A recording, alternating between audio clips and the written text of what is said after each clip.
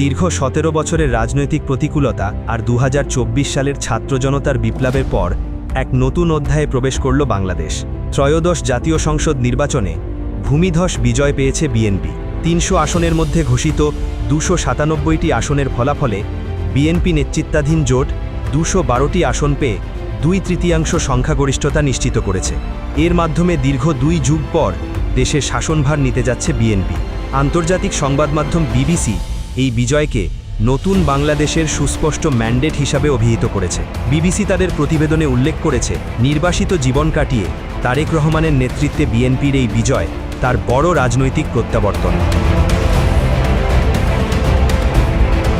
সংখ্যাগরিষ্ঠতা নিশ্চিত হওয়ার পরপরই বিএনপি চেয়ারম্যান দেশবাসীকে ধন্যবাদ জানিয়েছেন। তবে কোনো প্রকার বিজয় মিছিল বা আনন্দ র্যালি না করে দেশের শান্তি ও কল্যাণে মসজিদ, মন্দির ও গির্জায় বিশেষ দোয়া ও প্রার্থনার নির্দেশ দিয়েছেন তিনি।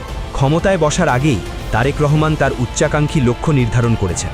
বিএনপির ইশতেহারে প্রতিশ্রুতি দেওয়া হয়েছে ২০৩৪ সালের মধ্যে $1 ট্রিলিয়ন অর্থনীতি গড়া, কৃষকদের জন্য ফার্মার কার্ড এবং নিম্ন আয়ের পরিবারের জন্য ফ্যামিলি কার্ড চালু, প্রধানমন্ত্রী পদে 2 মেয়াদের 10 বছরের বেশি না থাকার সাংবিধানিক সংস্কার, বিচার বিভাগের স্বাধীনতা এবং দুর্নীতির বিরুদ্ধে জিরো টলারেন্স। নির্বাচন কমিশন এই ভোটকে নিরপেক্ষ এবং বিশ্বাসযোগ্য হিসাবে দাবি করেছে। প্রায় 60% ভোটারের অংশগ্রহণে অনুষ্ঠিত এই নির্বাচনকে অনেকে ছাত্র জনতার অভ্যুত্থানের আকাঙ্ক্ষা পূরণের প্রথম ধাপ হিসাবে দেখছেন। বিদেশি পর্যবেক্ষকরাও এই নির্বাচন প্রক্রিয়াকে সন্তোষজনক বলেছেন।